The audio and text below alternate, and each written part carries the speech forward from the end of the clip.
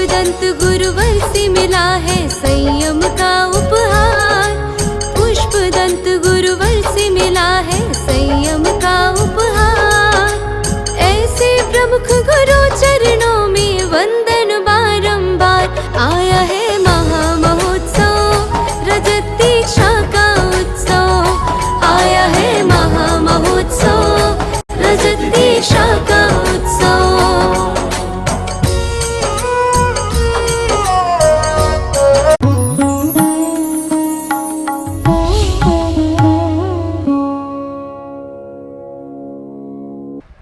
हमारा जीवन पूरा का पूरा संयम पर डिपेंड है, बैलेंस पे डिपेंड है। हम अपने जीवन को कैसे अध्यात्म जगत से ऊंची ऊंचाइयों तक लेकर जाएं। संसार का जीवन हम कई बार भोगते हैं और भोगते ही रहेंगे। आप विचार करके रखना, हमारे कहा कि महाराज हम सब तो आपके राम हैं, आप ही गुरु वशिष्ठ हैं। उनको तो एक ही राम मिले थे, मुझे इतने सारे राम मिल गए हैं। इनको वो अध्यात्म देने का प्रयास कर रहा हूँ। मैं आपसे कहना चाहता हूँ, जो जीवन आप जीना चाहते हैं वो जिए, लेकिन उसको संतुलित कैसे करें, कैसे हम उसको बैलेंस बनाने का प्रयास करें। और आपके पास वो सारे अवसर हैं जो संसार को और अध्यात्म को दोनों को लेकर चल सकते हो। आप ख्याल करें, आपके हस्ताक्षर में कितनी ताकत है। एक साइन, आप हमें मालूम है बहुत सी बार आपके पास टाइम नहीं होता है पूरा हिसाब किताब लिखने का। आप अपने नीचे असिस्टेंट को बोल देते लिख दो, हम केवल साइन कर देंगे। उसके पास साइन करने की ताकत नहीं है, वो आपसे ज़्यादा मेहनत करता है, वो आपसे ज़्यादा खाते बनाता है, देख रेख करता है, लेकिन आपकी साइन की, आपके हस्ताक्षर की इतनी कीमत होती है कि आपने हस्ताक्षर कर दिए, अब उसमें कुछ भी लिखा हो और आपने विश्वास जीता है किसी का, तो आपके हस्ताक्षर से वो फाइल पास हो जाती हो तो कोई आश्चर्य की बात नहीं है। आप विचार करना, आपके वो हस्ताक्षर में, वो साइन में वो ताकत है। मुझे मालूम है कि आप अगर चाहें तो बहुत कुछ कर सकते हैं। ख्याल करो, फायदे का सौदा बता रहा हूं। आप जिसकी भी फाइल बनाओ, उस फाइल में उससे पहले ही कह दो कि जब तक तुम कुछ पैसा धर्म कर्म में नहीं लगाओगे तुम्हारी फाइल पास होने वाली नहीं। तुम्हारा भी फायदा हो जाएगा और उसका भी फायदा हो जाएगा, और उसे लगाना ही पड़ता है।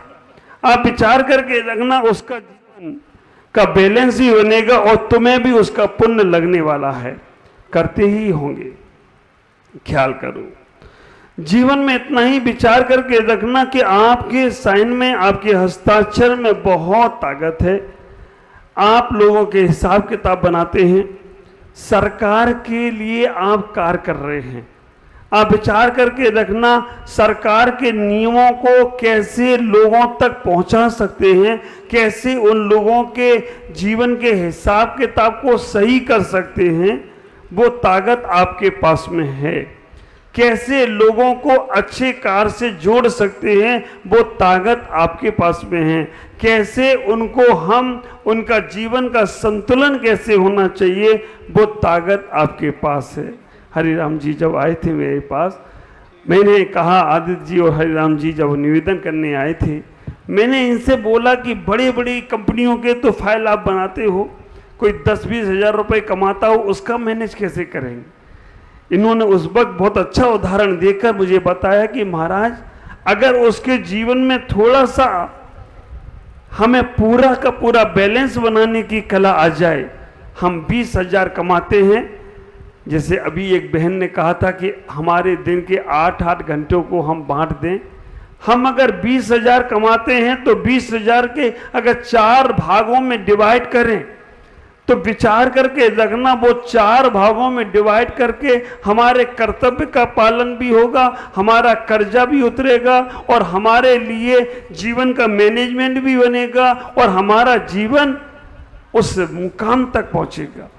अपने जीवन के उस आयाम को समझने का प्रयास करो। हम जो भी पैसा अर्जन करते हैं, धन अर्जन करते हैं, उसको 4 भागों में डिवाइड करने के लिए हमारे आचार्यों ने भी कहा, नीतिकारों ने भी कहा है, 4 भाग करें। आप 1 रुपया कमाते हैं, 4 वाक्य उसके भाग करें, चल जाता है। लेकिन सीए बनने के लिए कोई सोर्स नहीं, कोई फोर्स नहीं, दिल का होश चाहिए, तब सीए बन पाते हैं। वास्तव में विचार करना, सोर्स फोर्स का जहां काम नहीं है, होश का काम है। और जिसके पास होश है उसी का सब जगह सोर्स और फोर्स चल जाए तो कोई, यहां कोई रिश्वत नहीं चलती। मिनिस्टर का, मंत्री का लड़का भी आएगा ना, उसको भी इसी लेन में लगना पड़ेगा। बेटा पसीना बहाओ तब कहीं बनोगे। साल में 3 मौके देते हो आप, साल में 3 देते हो मौके। जून के महीने में भी मौका देते हो, नवंबर के महीने में भी, क्योंकि परीक्षा वाले करने वाले मेरे पास ही आते, महाराज फिर परीक्षा आ गई। अब विचार करके रखना, साल में 3 मौके देते हो, बेटा पास हो जाओ तो अच्छे हैं, और 4 परीक्षाएं पास करना पड़ती हैं। और ख्याल करके रखना, चारों परीक्षाओं को पास कर लिया। मैं सोच रहा था 3 मौके का के, जीवन भी हमें 3 मौका देता है, बचपन, यौवन और वृद्धापन। जो पंडित जी साहब कह रहे थे बात कि बचपन में समझ लिया तो बहुत अच्छा होगा। मैं कहता हूं जो लोग बचपन में ज्ञान अर्जन करते हैं ना, बचपन में जो लोग ज्ञान अर्जन करते हैं, युवापन में उन्हें धन अर्जन करने में तकलीफ नहीं होती है। जो युवापन में धन अर्जन करते हैं उन्हें वृद्धपन में पुण्य अर्जन करने में तकलीफ नहीं होती है। बचपन ज्ञान अर्जन के लिए है, युवापन धन अर्जन के लिए है, वृद्धापन पुण्य अर्जन करने के लिए है। अब ज्ञान अर्जन होगा, धन अर्जन होगा, पुण्य अर्जन होगा तो आत्मा के विसर्जन में कभी तकलीफ आने वाली नहीं है। आत्मा आराम से चली जाए, क्योंकि मैंने जो करना था वो कर लिया। ख्याल करना, हम जब बच्चे थे छोटे तब हम लोग कहते थे पढ़ोगे लिखोगे तो बनोगे नवाब, खेलोगे कूदोगे तो बनोगे खराब। कभी नहीं कुछ आता था तो स्कूल के पेपरों में लिखाते थे गाय हमारी माता है, सब मालूम है। अब विचार करके रखना, लिखाते थे गाय हमारी। एक बच्चा आया बोला महाराज परीक्षा का समय है, मुझे कुछ नहीं आता है, मैं क्या करूं? मैंने कहा 2 लाइनें लिखाना। मास्टर साहब किस्मत की कुंजी आपके हाथ है, पास कर दो तो क्या बात है, लिखा ना। मास्टर साहब किस्मत की कुंजी आपके हाथ है, पास कर दो तो क्या बात है। बच्चे ने कहा ठीक है महाराज लिख आऊंगा। मैंने एक बात और ध्यान रखूं, अगर मास्टर टीचर अच्छा खासा हुआ तो नीचे 2 लाइन लिखेगा, बच्चू राम पुस्तक की कुंजी तुम्हारे हाथ थी, याद कर लेते तो क्या बात थी, 00 बना देगा। ख्याल करके रखना, हमारी किस्मत हमारे हाथ में है, लेकिन हम उसे समझ नहीं पाते हैं। हमें इतना ही विचार करना है, हमें जब पढ़ना लिखना है हम खेल कूद में समय निकाल। और आजकल तो इतना अच्छा तरीका आ गया है, माताओं को बच्चे को चुप कराना है तो क्या करें, बाहरी बुद्धि। ये पुस्तक दी है मैंने आपको, बाहरी तुम्हारी बुद्धि, उसमें सब है।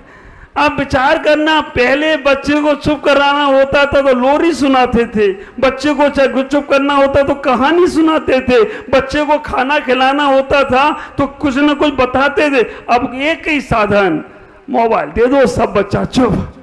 और मोबाइल भी ऐसा, अजब के तेरे नखरे, अजब की तेरी स्टाइल, बात करने की तमीज नहीं, हाथों में तेरे कैसे काम चलेगा। पहले हम अच्छे से बात तो करते थे, आजकल जो हम सामने नहीं कह सकते ना, मोबाइल में सब कह देते हैं। सामने गाली दे लेते हैं, मोबाइल में धीमे से बोलते सॉरी। सामने खड़ा आदमी सॉरी हाथ नहीं जोड़ेगा, मोबाइल में सॉरी बोलेगा। और ये मोबाइल भी इतना खतरनाक। मेरा शमशान में प्रवचन हुआ, संजय भाई हमारा शमशान में प्रवचन हुआ मंदसौर में, और मैं मंदसौर जा रहा था प्रवचन करने के लिए। एक अर्थी भी जा रही थी, और अर्थी 4 कंधे पे लगा के लेके जा रही थी। एक आदमी का मोबाइल बज गया, और मोबाइल में ट्यून इतनी सुंदर कि आप सुनो, आपको भी कहाँ क्या बज जाए। उसमें ट्यून चल रही थी कि अकेले अकेले कहाँ जा रहे हो, मुझे भी साथ ले लो जहाँ जा रहे। उसने कहा भाई पकड़ो तो मेरे को भी साथ ले जाएगा। हमें जीवन की मैनेज को समझना है तो अर्थव्यवस्था को समझना, और अर्थव्यवस्था 4 भाग। पहला भाग कर्जा उतारने में। जिन माँ बाप ने तुम्हें पढ़ा लिखा कर यहाँ तक पहुँचाया है, आज विचार करो, हमारे संजय भाई इस बात बैठे उनके पिताश्री को लेकर, मैं उनको बहुत धन्यवाद देता हूं कि उन्होंने हमें संजय भाई सौंप दिए और वो हमेशा कहते मेरे पिता कहेंगे तो मैं हर कुछ काम कर सकता हूं। पहला कर्जा, अपनी आय का 25% अपने माँ बाप के सपनों को साकार करने में लगाओ। 25% कर्तव्य के पालन में, एक हिस्सा कर्जा उतारने में लगाओ, एक हिस्सा कर्तव्य के पालन में लगाना चाहिए। कर्तव्य का पालन, जिन बच्चों को तुमने जन्म दिया है, जिनसे तुम्हारा विवाह हुआ है, उनके लिए हमारा 25% धन लगना चाहिए। आप विचार करें, मैनेज करो आप अपने जीवन का। जिनका आप अकाउंट बनाते हैं उनको भी ये अकाउंट सिखाएं, क्योंकि उनका अगर केवल आय होगा ना, आने दो, आया राम आता रहा तो गया राम खत्म हो जाएगा। उनकी स्थिति ये बनेगी, पेट में खाते रहो, जाना नहीं कहीं, खाते रहो, बीमार पड़ जाओगे। पैसों का इन्वेस्ट बहुत किया, मैं कहना चाहूंगा सांसों का इन्वेस्ट करो। पैसों को इन्वेस्ट बहुत किया, और हमें तो हमारे पूज्यपाद स्वामी इष्टोपदेश ग्रंथ में कहते हैं, जो व्यक्ति ब्याज लेता है ना, वो ब्याज में अगर लोगों को पैसा दे दे 10 लाख 20 लाख, तो हर साल सोचता है 1 साल और बढ़ जाए तो हमारा पैसा बढ़ जाएगा। वो रामलाल ये नहीं सोचता है कि 1 साल हमारी जिंदगी में कम हो जा रहा है, उम्र में कम हो जा रहा है, आता हुआ पैसा किस काम का, जो हमें अपने जीवन में खुशी ना दे पाए। ख्याल करके रखना, व्यापारी वर्ग इतने ज्यादा बिजी हो जाते हैं, अपना ख्याल नहीं रखते हैं। व्यापार करते समय स्वास्थ्य खराब कर लेते हैं। कमाई करते समय पहले कमाने के लिए स्वास्थ्य खराब करते हैं, और बाद में स्वास्थ्य ठीक करने के लिए सारा पैसा खर्च कर देते। बराबर हम पहले से ही ऐसा बैलेंस बना के रखें जिससे हमारे जीवन में वो घटनाएं ना घटें। मैं आपसे इतना ही कहना चाहूँगा, बहुत सारी अच्छी विचार आप लोगों ने रखे, इतना रखा कि बॉल रबड़ की होगी तो वापस लौट के भी आएगी, कांच की होगी तो टूट जाएगी, लेकिन मैं कहता हूं लोहे की बॉल बना लो, कहीं भी फेंक दोगे वापस नहीं आएगी। धर्म की बॉल लोहे की बॉल होती है, वो हमेशा फायदा देने वाली होगी। इतना ही जीवन में विचार करना, आप अपने जीवन को बैलेंस बनाएं। और मेरा मानना है कि अगर आप चाहेंगे तो उस व्यक्ति को धर्म से जोड़ सकते हैं, उस व्यक्ति को परिवार से जोड़ सकते हैं, उस व्यक्ति को आप अपने सारे, क्योंकि जब तक उसके मन में टेंशन रहेगी, तुम कितना भी अकाउंट बना लो, कितना भी उसके लिए कुछ भी कर लो, लेकिन वो शांति को प्राप्त नहीं करेगा। और अगर शांति नहीं है मन में तो विचार करना फिर वो धन किस काम का है।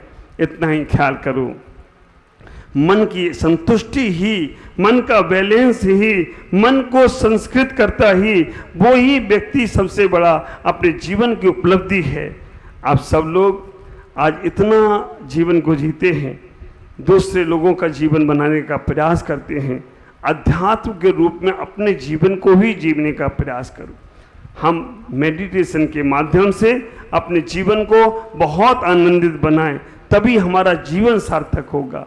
आज आप सब लोग यहाँ उपस्थित हुए, मुझे बहुत खुशी है कि आपने अपने जीवन को, और हमारे जब संजय भाई ने बताया 4.5 लाख सीए हैं, 12 लाख परीक्षा और देर स्टूडेंट हैं, और सबसे बड़ी बात उन्होंने बताई 500 करोड़ रुपया उन सीए जो गरीब हैं, पढ़ना चाहते हैं, उनके लिए दे रहे हैं। अब विचार करना, उनको स्कॉलरशिप दे रहे हैं, ये बहुत बड़ी बात है। ये अपने जैसे और लोगों को भी बनाना चाहते हैं, मुझे बहुत खुशी है। लेकिन एक बात मैं कहना चाहूँगा, वकील की ड्रेस होती है, डॉक्टर की ड्रेस होती है, पुलिस की ड्रेस होती है, हमारे सीए की कौन सी ड्रेस है? आप विचार करें, कोई ऐसा आप प्रावधान करें कि एक सीए की यूनिफॉर्म होगी। अगर आपका ड्रेस कोड होगा तो आप जहां बैठ जाओगे आपको कहना नहीं पड़ेगा कि मैं सीए हूं, आपका अपने आप वर्चस्व फैलता चला जाए तो कोई आश्चर्य की बात नहीं होगी। सीए की भी एक, अभी कोई है, कोई यूनिफॉर्म है, कोई ऐसा ड्रेस कोड आप तैयार करो। आप विचार करके रखना, एक ड्रेस कोड, अच्छा बैच है आपका,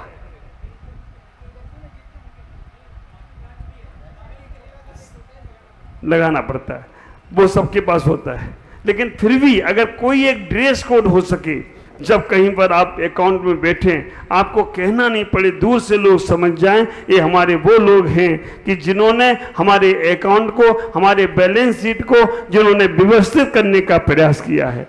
दूसरी बात मैं कहूँगा, कभी कोई गरीब व्यक्ति भी आता है जिसको कहीं से कुछ पैसा मिल सकता था लेकिन कहीं नहीं मिल पा रहा है, अगर आपके बीच में कोई ऐसा व्यक्तित्व अगर आता है तो आप उसकी मन से, आप उसके निस्वार्थ भावना से उसकी भी मदद करने का प्रयास करना। तीसरी बात मैं कहना चाहूँगा, बड़े बड़े धनपति हैं जिनकी बहुत बड़े बड़े लाखों करोड़ों के व्यापार बिजनेस चल रहे हैं, उनका पैसा धर्म के कार्य में जरूर लगाना, अच्छे कार्य में जरूर लगवाना, और जब लगवाएंगे तो उनका जीवन भी अच्छा होगा और तुमको भी उसका पुण्य मिलता चला जाएगा। आजकल जीएसटी की व्यवस्था हो गई है ज़्यादा, है ना, और जीएसटी है क्या? हाँ जी माने हम लोगों पे जीएसटी नहीं लगती। जीएसटी का मतलब जी माने घर, एस माने संसार, टी माने त्याग। घर संसार का त्याग कर दो, तुम्हें जीएसटी कभी लगने वाली नहीं है, क्योंकि घर संसार में पड़े रहोगे तो जीएसटी देना पड़ेगी। हम संसारी लोग नहीं हैं, हमें जीएसटी देनी नहीं पड़ती है। तो घर संसार का त्याग करना है तो जीएसटी नहीं देना पड़ेगी, लेकिन उसमें लगे हैं तो वो भी देना पड़ती है। अब सबसे इतना ही कहूँगा, आप अपने साइन को, उस गवर्नमेंट को भी, उस गवर्नमेंट को भी आपके साइन के बाद ही उनका काम चलता है। अगर आपने किसी पे साइन नहीं किए तो वहाँ पर होने वाला, उनका पेमेंट होने वाला नहीं है। तो आप, और हमें मालूम है आपकी बहुत बड़ी तपस्या है। कभी कभी ये संजय भाई हमारे पास आते हैं ना, महाराज 30 तारीख के बाद ही मिलूंगा, उसके पहले नहीं मिलूंगा। हमने हो क्या गया, धर्म छोड़ देते हो, परिवार छोड़ देते हो, गुरु छोड़ देते हो, क्योंकि वो बैलेंस शीट पूरी करके पहुंचाना, नहीं तो कल गड़बड़ हो जाएगा। रात दिन का खाना पीना छोड़ देते हो। ख्याल करो, ऐसे ही थोड़ा सा समय परिवार के लिए निकालो। मैं हमेशा कहता हूँ, पहले परिवार, फिर पड़ोसी, फिर परमात्मा। परिवार के साथ पहले अच्छा व्यवहार बनाओ, वो परिवार भी तुम्हारा ही है, एक समय उसको भी देने का प्रयास करो। और मन में संतुष्टि का भाव है, रात दिन काम, रात दिन काम, रात दिन काम। किसके लिए काम? जब हमारे पास राम ही नहीं है तो काम किसका? इसलिए हमें अपने जीवन को बहुत व्यवस्थित बनाना है, तभी हमारा जीवन सार्थक होगा। नहीं तो अन्यथा हम हर वक्त काम में लगे रहेंगे। और अपने जीवन को हमें लेके जाना है तो आध्यात्मिक तरीके से हम ध्यान की गहराई में उतरें, अपने उस तत्व को समझें। जो तत्व तुम्हारे पास में है, उस तत्व को जानेंगे तो तुम्हारा जीवन सार्थक होगा। आज इतना ही। ओम नमः।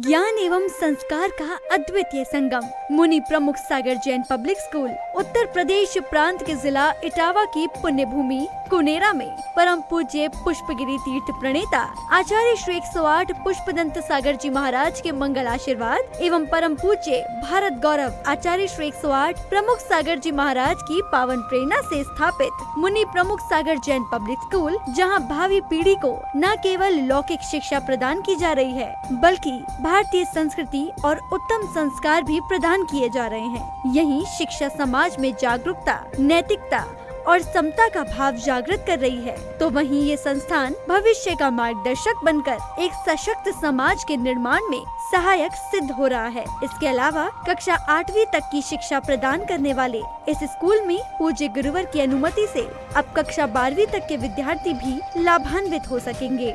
अब ये विद्यालय कक्षा 8वीं से 12वीं तक प्रारंभ होने जा रहा है, अतः निर्माण कार्य के शीघ्र आरंभ हेतु सधर्मी बंधुजन अपना अपना धर्म योगदान देकर इस पुण्य कार्य में सहभागी बने और अनंत कालीन धर्म लाभ अर्जित करें। अधिक जानकारी एवं सहयोग हेतु संपर्क करें छुलक Shri Paramanand Sagar ji, Anand Baba, Shri Chhavi Sethi, Dimapur, mobile number 9436003664, Shri Rajesh Elani, Dimapur, mobile number 9346666666, Sangeeta Jain, Etawah, mobile number 9897795058, Shri Mithun Jain, Etawah, mobile number 7300726318 एवं 9411989700। बैंक डिटेल्स बैंक का नाम बंधन बैंक। खाता संख्या 1022000048325668। IFSC code BDBL 002101। खाता नाम श्री दिगंबर जैन आचार्य प्रमुख सागर सेवा ट्रस्ट।